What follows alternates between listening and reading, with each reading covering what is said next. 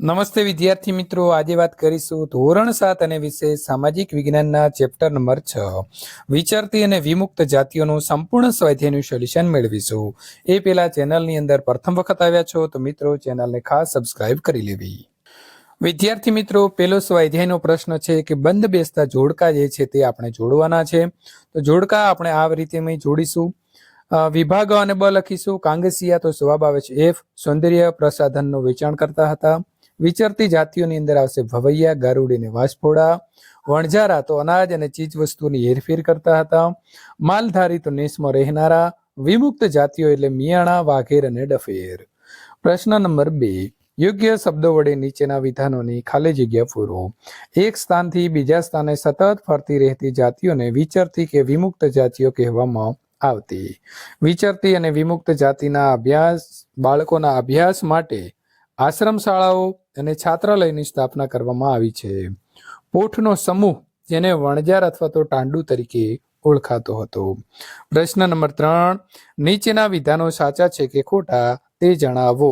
તો વિચરતી જાતિના લોકો માટે સરકારે ગૃહ ધિરાણ યોજનાઓ જાહેર કરી છે તો ખોટું. ગુજરાતમાં નટ, બજાણિયા, કાંગસિયા જેવી વિચરતી વિમુક્ત જાતિઓ વસે છે તો સાચું. નટ, બજાણિયા નેસમાં રહે છે તો ખોટું. શાહજહાએ તેના લખાણમાં વણઝારાઓના કાર્યનો ઉલ્લેખ કર્યો છે તો આવશે ખોટું. પ્રશ્ન નંબર 4, નીચેના પ્રશ્નોના ઉત્તર આપો. પ્રશ્ન નંબર 1, વિચરતી જાતિના પશુપાલકો અને સ્થાયી ખેડૂતો વચ્ચે કયા પ્રકારનો વિનિમય થતો હતો? શા માટે? તો વિચરતી જાતિના પશુપાલકો સ્થાયી ખેડૂતો પાસેથી અનાજ, કપડાં, વાસણો અને અન્ય વસ્તુઓ ખરીદતા અને તેના બદલામાં તેઓ સ્થાયી ખેડૂતોને ઊન, ઘી વગેરે વસ્તુઓ આપતા. આ રીતે વિચરતી જાતિના પશુપાલકો અને સ્થાયી ખેડૂતો વચ્ચે ચીજ વસ્તુઓનો વિનિમય થતો હતો. પ્રશ્ન નંબર 2, સરકાર દ્વારા વિચરતી વિમુક્ત જાતિઓના વિકાસ અને ઉત્થાન માટે કરેલા પ્રયત્નો જણાવો. તો સરકાર દ્વારા વિચરતી વિમુક્ત જાતિઓના વિકાસ અને ઉત્થાન માટે કરેલા પ્રયત્નો આ પ્રમાણે છે. સ્વતંત્રતા પછી ભારત સરકારે ઈસવીસન 1952માં વિચરતી વિમુક્ત જાતિઓને ક્રિમિનલ ટ્રાઇન્સ એક્ટ એટલે કે 1871ના કાયદામાંથી મુક્ત કરીને તેમને વિમુક્ત જાતિઓ તરીકે સન્માનભર્યું સ્થાન આપ્યું. આ જાતિઓના વિકાસ માટે અને તેમની સંસ્કૃતિની જાળવણી માટે સરકારે અભ્યાસ કરાવી. તેને આધારે ઈસવીસન 2008માં એક વિસ્તૃત અહેવાલ એટલે કે રિપોર્ટ તૈયાર કરાવ્યો. આ અહેવાલના આધારે તેમને બંધારણીય રીતે વિચરતી અને વિમુક્ત જાતિઓનો દરજ્જો આપી માનવ અધિકાર અપાવ્યા. ભારત સરકારે વિચરતી વિમુક્ત જાતિઓને અતિ પછાત અને વધુ પછાત જાતિઓના અંદર મૂકી તેમના વિકાસ માટે વિશિષ્ટ યોજનાઓ બનાવી. આ યોજનાઓ તેમને સ્થાયી કરવા જેવી બાબતોનો સમાવેશ કર્યો છે. આ જાતિઓના બાળકો માટે ખાસ આશ્રમ શાળાઓ અને છાત્રાલય પણ સ્થાપવામાં આવ્યા છે. કેન્દ્ર સરકારે અને રાજ્ય સરકારે આ જાતિઓના ઉત્કર્ષ માટે કેટલીક વિશેષ યોજનાઓ બનાવીને તેમને સમાજના સામાન્ય પ્રવાહમાં ભેળવવાના પ્રયત્નો કર્યા છે. સરકારે શિક્ષણ, સ્વાસ્થ્ય, સ્વચ્છતા, મકાનો વગેરેની સુવિધાઓ આપીને તેમને રોજગારી મળે તેવું વાતાવરણ પણ ઊભું કર્યું છે.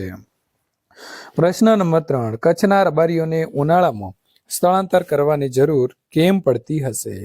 તો કચ્છના રબારીઓ પશુપાલન અને જીવન નિર્વાહ ચલાવે છે. તેઓ ઘેટા, બકરા અને ઊંટ પાળે છે.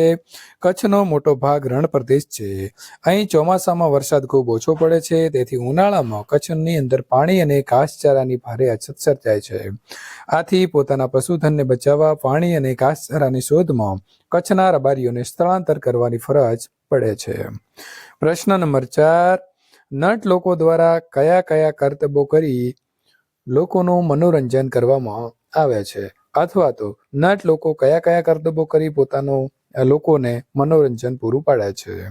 તો નટ લોકો દ્વારા જાદુ કરવા, દોરડા અને લાકડી ઉપર ચાલવું જેવા કરતબો તેમજ અન્ય અંગ કરતબો કરીને લોકોનું મનોરંજન કરવામાં આવે છે. નંબર 5, વણઝારા અર્થતંત્ર માટે કેવી રીતે મહત્વપૂર્ણ હતા?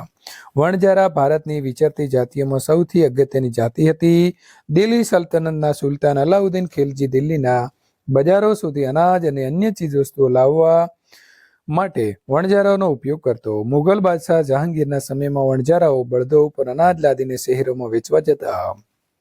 યુદ્ધ દરમિયાન વણજારાઓ બળદોની ફોટ દ્વારા મુઘલ સૈન્ય માટે અનાજ અને અન્ય માલ સામાન લાવતા હતા. તદુપરાંત વણજારાઓ ભારતમાં અનેક ચીજવસ્તુઓ મધ્ય એશિયામાં લઈ જતા અને ત્યાંથી અનેક ચીજવસ્તુઓ ભારત લાવતા હતા.